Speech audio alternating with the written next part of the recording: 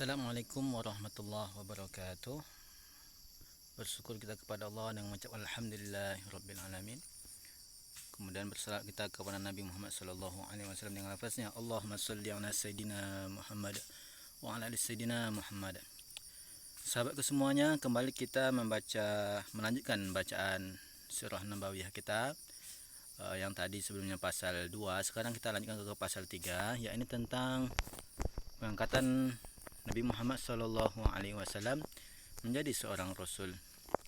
Ketika Allah berkehendak untuk menurunkan rahmatnya kepada para hambanya serta memberikan kemuliaan dengan mengutusnya kepada semesta alam, maka dia pun menumbuhkan kecintaan pada diri hamba tersebut untuk berkhalwat menyendiri. Beliau menyendiri di Gua Hira seperti yang biasa dilakukan ahli ibadah pada masa itu, sebagaimana pula yang diceritakan Abu Talib dalam kumpulan syairnya yang populer berakhiran huruf lam. Wasaurin wa man arsa sabiran makana warakin libirrin fi hirain wa nazili. Demi pemilik gunung Saur, ada sebagian orang yang teguh menjadikan gunung Sabir sebagai tempatnya. Begitu juga ada yang mendaki gunung Hira untuk beribadah, mencari kebaikan atau hanya sekedar menyinggahinya. Lalu malaikat Jibril itu mendatanginya secara tiba-tiba, yaitu saat Rasulullah sedang berada di Gua Hira pada bulan Ramadan. Ketika itu beliau berumur 40 tahun. Malaikat Jibril menghampiri beliau dan berseru, "Bacalah." Beliau menjawab, "Saya tidak bisa membaca." Malaikat itu mendekap Nabi sehingga membuatnya sesak, baru kemudian melepasnya. Malaikat itu kembali memerintahkan, "Bacalah." Beliau tetap menjawab, "Saya tidak bisa membaca." Demikianlah kejadian itu berulang sampai 3 kali. Akhirnya malaikat itu berkata, "Iqra bismi rabbikal ladzi khalaq. Khalaqal insana min 'alaq. Iqra wa rabbukal akram. Allazi 'allama bil qalam. 'Allamal insana ma lam ya'lam." Bacalah dengan menyebut nama Rabbmu yang menciptakan. Dia telah menciptakan manusia dengan segumpal darah. Bacalah, dan Rabbmu lah yang paling pemurah, yang mengajarkan manusia dengan perantaraan pena bacaan tulis. Dia mengajarkan kepada manusia apa yang tidak diketahuinya. Quran Surah Al-Alaq 1-5. Rasulullah SAW pun pulang dalam keadaan menggigil sekujur tubuhnya. Beliau menceritakan peristiwa itu kepada Khadijah. Beliau berkata, "Saya takut ada yang tidak beres pada pikiran saya." Namun Khadijah meneguhkan beliau dan menenangkannya sambil berkata, "Tenang, demi Allah, Allah tidak akan menghinakanmu selama-lamanya, sebab engkau terus-menerus menyambung tali silaturahim, selalu berkata jujur, senantiasa menunaikan amanah, dan suka menolong orang-orang yang sedang kesusahan." Khadijah menyebutkan beberapa perilaku baik yang lain untuk menunjukkan kepercayaannya terhadap beliau, untuk memantapkan hati beliau, dan untuk menolong beliau dalam menegakkan kebenaran. Khadijah adalah orang pertama yang membenarkan risalah beliau. Semoga Allah meridhoinya dan memuliakan kedudukannya. Sesudah itu Rasulullah tinggal di rumah beberapa masa berlalu sesuai dengan kehendak Allah, dan beliau SAW tidak pernah menyaksikan peristiwa seperti itu lagi. Tidak ada wahyu yang turun kepada beliau sehingga membuatnya sedih. Berulang-ulang beliau pergi untuk melemparkan diri dari puncak gunung. Hal itu disebabkan oleh kerinduan beliau yang amat sangat untuk dapat melihat kembali apa yang pernah dilihatnya dahulu. Kerinduan yang terbersit karena kelezatan apa yang beliau saksikan dari wahyu Allah yang diturunkan kepada beliau. Terdapat riwayat yang menyebutkan bahawa masa terhentinya wahyu tersebut kurang lebih selama 2 tahun atau lebih. Setelah itu datanglah malaikat menampakkan wujudnya kepada beliau di antara langit dan bumi. Di atas sebuah kursi, malaikat itu meneguhkan hati beliau dan menyampaikan kabar gembira. bahwasanya beliau benar-benar utusan Allah. Ketika melihat malaikat itu, Rasulullah Shallallahu Alaihi Wasallam merasa takut terhadapnya.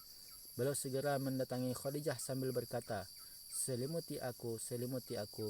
Maka Allah pun menurunkan firman-Nya, Ya ayyuhal muddatsir, qum fa'anzir, wa rabbaka fakabbir, wa siyabaka fatahhir. Hai orang yang berkemul berselimut, bangunlah, lalu berilah peringatan dan Rabbmu agungkanlah, dan pakaianmu bersihkanlah. Quran Surah Al-Muddatsir ayat 1-4. Peristiwa pertama yang dialami Nabi adalah pengukuhan nubuah, kenabian dan wahyu ini. Kemudian dalam ayat itu Allah menyuruh beliau untuk memberikan peringatan kepada kaumnya dan mengajak mereka untuk beribadah kepada Allah. Rasulullah pun mulai menyingsingkan dengan baju, bekerja keras dalam menjalankan tugas, dan mulai melakukan ketaatan kepada Allah dengan sebaik-baiknya. Beliau mengajak segenap lapisan masyarakat dari yang tua sampai yang muda, orang merdeka maupun hamba sahaya, pria maupun wanita, orang kulit hitam maupun kulit putih untuk menuju ke jalan Allah. Alhasil, banyak orang dari berbagai kabilah yang menyambut dakwah beliau. Adapun orang yang pertama menyambut tongkat dakwah beliau adalah Abu Bakar radhiyallahu an. Abdullah bin Utsman At-Taimi radhiyallahu an. Ia menyokong dakwah beliau dalam menegakkan agama Allah. Bahkan turut berdakwah bersama beliau kepada agama Allah di atas ilmu dan basirah keterangan yang jelas. Dakwah Abu Bakar pun disambut oleh Utsman bin Affan, Thalhah dan Sa'ad bin Abi Waqqas radhiyallahu anhum.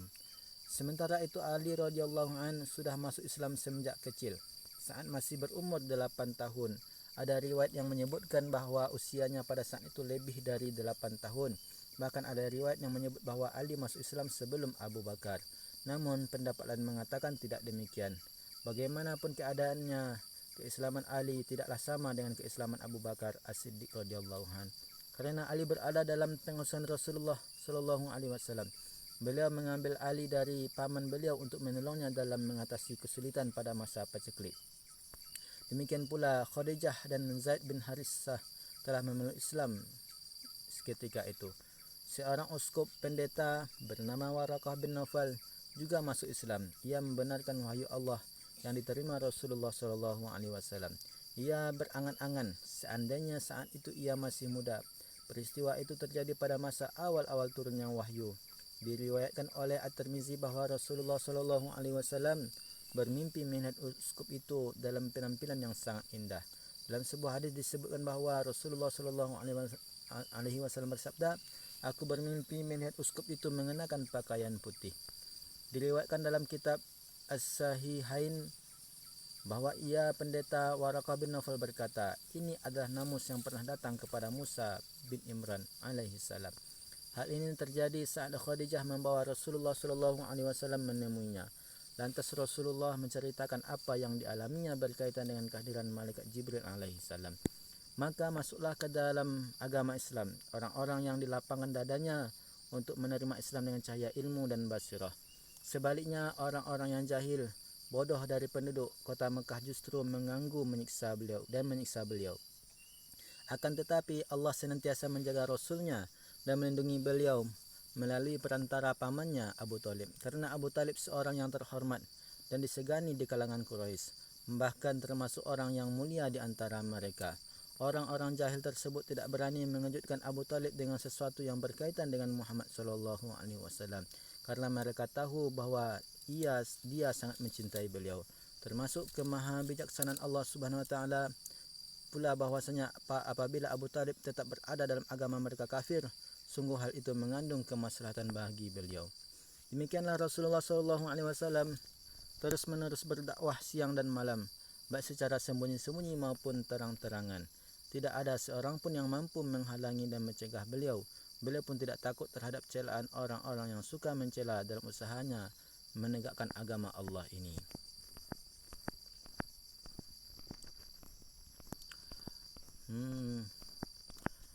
Baik, seperti itu para sahabatku semuanya, kelanjutan dari kisah yang kita baca tadi. Dan berikutnya kita akan bacakan pasal keempat untuk video berikutnya.